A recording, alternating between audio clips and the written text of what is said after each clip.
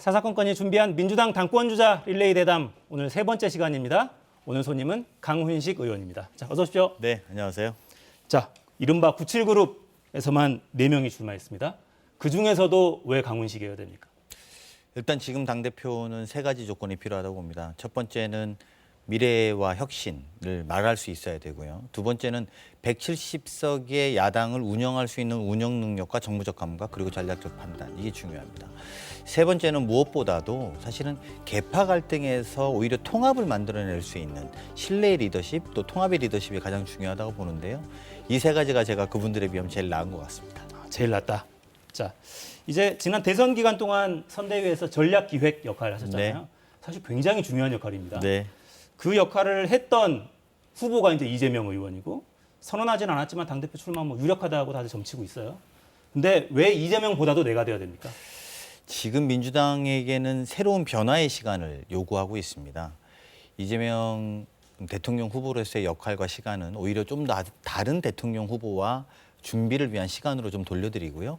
우리 당은 지금 변화와 쇄신의 시간이고 민주당의 시간에는 그런 당대표가 지금 되는 것이 맞다. 이렇게 생각합니다. 사람이 달라서가 아니라 대권 주자로서의 이재명과 당권 주자로서의 이재명 전혀 다른 역할이어서 그렇습니다. 안 된다, 이런 지금은 겁니다. 오히려 어떤 의미로 보면 민주당에는 더 많은 대선 주자를 준비해야 되는 시간 아닙니까? 그래서 더 많은 대선 주자들이 나와서 운영할 수 있고 그런 능력을 보여줘야 되는 시간이라고 생각합니다. 더 많은 대선 주자 중에 한 명이 강훈식 의원이기도 아니 합니다. 그게 아니라 이제 그런 것들을 육성할 당대표가 필요하다는 거죠. 알겠습니다.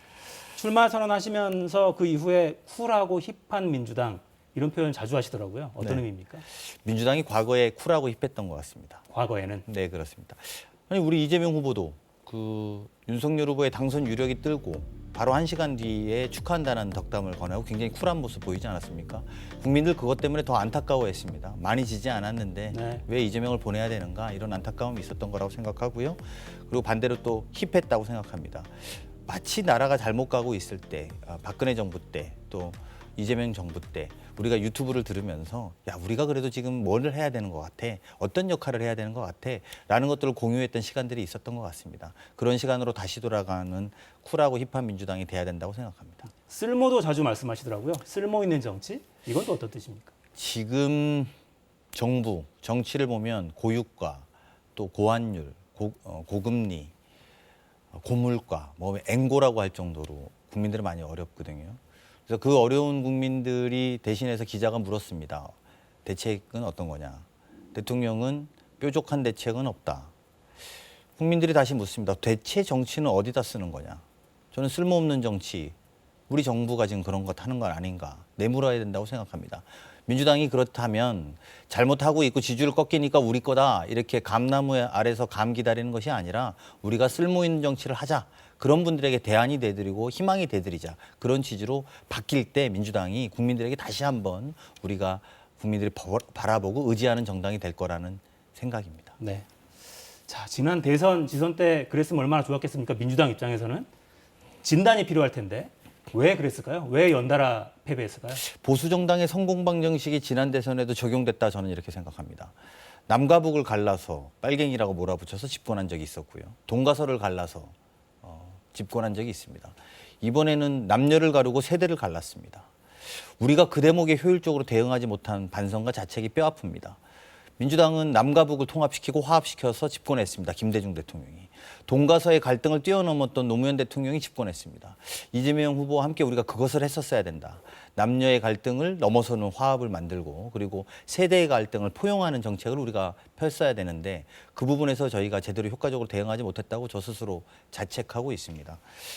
그런 과정 속에서 과연 민주당은 누구를 위한 정당인가? 소위 누구를 위해서 일하는 정당인가 준거 집단을 상실했다고 판단했고요. 그 준거 집단이 상실되니 어디에 호소하고 어떤 법안과 어떤 정책들을 내야 되는지를 제대로 보여주지 못했다. 그리고 거기에 맞는 사람도 제대로 발굴하지 못했다. 저는 이렇게 생각합니다. 네.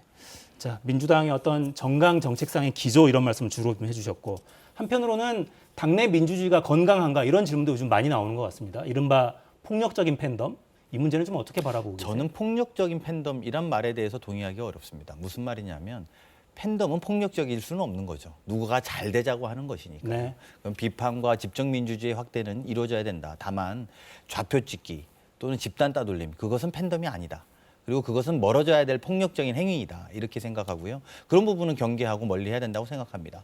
오히려 아끼는 사람이 있다면 또 아끼는 정당이 있다면 뭐 그런 행동보다는 비판하고 자유롭게 의견 개진하고 이런 것들은 권장돼야 되는 것이고요. 큰 축에서는 집정민주의 확대는 불가피한 시대로 넘어가고 있다. 이렇게 많은 우리가 소통 구조를 가지고 있고 또 온라인이나 이런 것들이 열어지면 집정민주 확대는 돼야 될 텐데 다만 여기에 또 반대로 우리가 같이 고심하고 성숙하게 논의하는 심화할 수 있는 그런 민주주의도 같이 작동돼야 되는데 그것이 좀 균형 잡힐 때만이 국민들이 볼 땐 정당이 반듯하게 가는구나 느낄 거라고 생각합니다. 네. 쇄신의 첫걸음으로 진보의 재구성 언급하신 바도 있고요. 강훈식 대표의 민주당은 어떤 모습일까요, 그러면? 강훈식 대표의 민주당은 젊고 강하고 유능해질 거라고 생각합니다. 진보를 재구성해야 된다는 말씀은 보수가 야당의 시절에 한 것은 보수를 재구성했다고 저는 생각합니다. 과거 보수 정당은 우리에게 독재의 후예라고 생각되는데 윤석열 대통령도 이준석 대표도 독재의 후예라고 생각하지는 않습니다. 그것은 새로운 얼굴과 새로운 준거 집단과 새로운 내용을 만들었기 때문에 저는 그렇다고 봅니다. 우리가 지금 진보를 재구성해야 되는 이유는 간단합니다. 우리의 준거 집단, 누구를 위해서 일할 건지 그리고 무엇을 할 것인지 또 누가 할 것인지를 새로 내놓는 것이라고 보고요. 그런 것들을 할 때 제가 볼 때 국민들이 다시 우리를 바라봐 줄 거라고 봅니다. 그런 과정에서도 단순히 비판과 비난, 물론 당연히 해야죠. 국가적으로 잘못되고 있는 건 지적들을 해야 되겠습니다만. 그게 야당의 역할이죠. 네. 동시에 대안정당으로서 노력도 해야 된다고 봅니다. 저는 당대표 되자마자 문제는 경제야 위원회를 만들려고 생각하고 있습니다. 말씀드렸던 것처럼 지금 아마 국민들이 많이 물가가 올라서 어렵다고 하지만 많은 경제학자들이 지금이 가을바람 정도 된다. 우리는 빙하기가 올 것이다라고 걱정하고 있습니다. 야당이 경제 문제, 먹고 사는 문제에 튼튼히 뼈를 박고 또 하나는 우리가 해야 되는 개혁의 문제를 가지고 윤석열 정부와 국민을 보호하기 위해서 싸울 때 저는 신뢰가 돌아올 거라고 생각하기 때문에요. 다음 제가 강훈식 당대표 이렇게 되면 젊고 강하고 유능한 정당을 보여드리고 싶습니다. 네.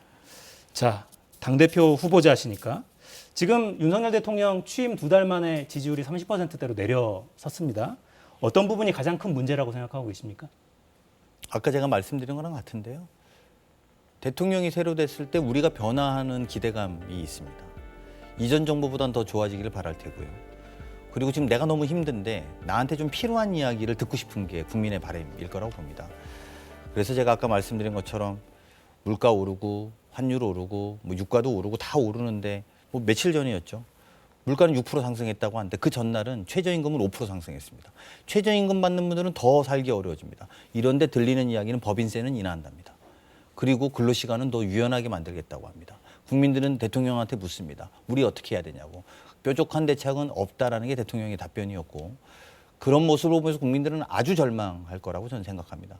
그 절망 30% 받는 것도 저는 과하다 저는 생각하고요. 오히려 더 채찍을 쳐서 국민들한테 따끔한 맛을 봐야 지지율 연연하지 않겠다 이런 소리는 못할 거라고 생각합니다. 근데 한편으로는 부동산 관련 세제를 조정하겠다는 약속은 민주당도 지속적으로 해왔고요. 뭐가 다른가? 이런 질문도 일부에서는 하게 되는 것 같습니다.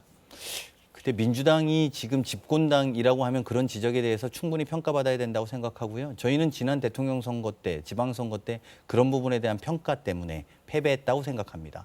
물론 그렇기 때문에 그 패배한 모습을 가지고 다른 변화를 주장해야 되는 것이 맞지요. 하지만 국정 운영의 무한 책임은 정부에 있습니다. 여당이 해야 될 일입니다. 네. 자, 어쨌거나 170석을 가지고 있는 거대 제1당입니다. 대여 전략이랄까요? 대정부 정책이랄까요? 당대표에 나서셨으니까 어떤 걸 제시하시겠습니까? 저는 상대방의 실책을 노리고 공격하는 그런 정당이 돼서는 안 된다고 봅니다. 실책을 따끔하게 지적하지만 동시에 대안도 명확하게 만들어야 된다고 생각합니다. 고물가와 관련해서 정부 대책이 이번에 나왔던 걸 봤더니 사실은 직접 효과는 없고 대부분 간접 효과입니다. 이렇게 되면 자영업자, 소상공인 이런 분들의 어려움들은 더 어려워질 것이고요. 간접 효과도 전기값, 가스값 정도 내려준다는 겁니다. 아까 말씀드린 것처럼 지금이 가을바람인데 우리는 혹한기를 또 빙하기를 대비해야 된다는 거. 그러면 고금리는 어떠냐? 고금리로 인해서 부동산, 주식, 코인 대폭적인 타격이 올 게 불가피하고 청년들한테 직접적 피해를 입힐 거라고 생각하는데 이 정부가 대책이 현재 없습니다. 고유가는 어떠냐? 유가 관련된 것은 유류세를 바꿔서 항목을 좀 바꿔야 됩니다. 네. 그러면 야당의 도움이 필요하죠. 그러면 누가 와서 좀 적극적으로 설득하고 노력했는가? 없습니다, 아직. 이렇게 내버려두면, 민생을 이렇게 내버려둔 채로 그냥 지지율이 좋아질 거라고 기대한다라면 국민들을 너무 우습게 보는 거라고 생각합니다. 네. 지지율 말씀하셨으니까 당대표 적합도 조사 해놓은 거를 좀 볼까요? 아, 요건 좀 아프실 것 같은데요. 네. 네. 저 뒤쪽에 계십니다. 1.5% 지금. 네. 이 조사에서는 많이 여러 조사가 나왔는데요. 있습니다만 그중 많이 나온 건가요? 이제 3명 3등 안에 들어야 컷오프 통과하고 본선으로 가는 거잖아요. 컷오프 통과는 자신하십니까? 네, 할 수 있다고 생각합니다. 왜냐하면 많은 분들이 새로운 파격이 필요하다고 생각하고 있기 때문입니다. 저렇게 지지율대로 된다면 파격은 없는 것입니다. 그리고 그렇게 파격 없는 정당에는 국민들이 눈을 돌리지 않을 거라고 생각합니다. 저는 이제 출마한 지 일주일 된 후보고요. 네. 상대 후보들은 대통령 후보로 나선 분이 둘이고 최고위원을 하신 분들도 3분이 넘습니다. 그렇다면 당연히 제가 지지율은 떨어지겠죠. 하지만 국민들이 젊고 강하고 유능한 정당을 원한다면 강훈식을 다시 볼 거다 이렇게 생각합니다. 네. 더미래가 비공식 지원하고 있다 이런 기사들도 많이 있고요. 김영춘 전 의원도 후원회장 맡으신 건 맞죠? 네. 이런 지원이 좀 크게 힘이 되십니까? 생각보다 많은 의원님들이 용기를 내서 도와주시고 있고요. 더미래가 비공식 지원한다는 건 사실이 아닙니다. 김영춘 의원뿐만 아니라 저와 함께 일했던 사람들은 이렇게 이야기합니다. 누군가가 스타 의원이 되고 누군가가 팬덤에 있는 의원이 될 때 강훈식은 묵묵하게 실력을 닦고 기다렸다. 이제 강훈식의 시간이다. 라고 하시는 의원들이 있으니까요. 그 의원님들과 함께 잘 극복해 볼 생각입니다. 이재명의 시간이 아니라 강훈식의 시간이다. 네, 제가 노력하겠습니다. 네. 자, 시간이 거의 다 됐네요. 마지막 호소하실 수 있는 시간 30초쯤 드릴 수 있을 것 같습니다. 네, 국민 여러분, 이번 당대표에 출마한 국회의원 강훈식입니다. 14년 전에 자민련의 텃밭인 충남 아산에 출마했습니다. 낙천과 낙선 8년의 쓰라린 시간을 맛보고 국회의원 재선이 됐습니다. 이번 전당대회에 제가 책임을 느끼는 이유는 굉장히 간단합니다. 바닥부터 뛰었던 제가 볼 때 민주당이 가야 될 방향을 정확하게 제시하고 우리가 함께 당원들과 함께 지지자와 함께 힘을 모아야 될 시간이기 때문입니다. 저는 세대교체 이야기하지만 그걸 동의하지는 않습니다. 거기에서 요구하는 것은 민주당을 전면적으로 새롭게 바꾸라는 이야기라고 생각합니다. 제가 그 적임자입니다. 새롭게 바꿔보고 다시 활기를 불러넣겠습니다. 고맙습니다. 네. 자, 민주당 당권 선거 출마 선언한 강훈식 의원 만나봤습니다. 감사합니다. 네, 고맙습니다. 자, 저는 내일 돌아오겠습니다. 4시엔 사사건건.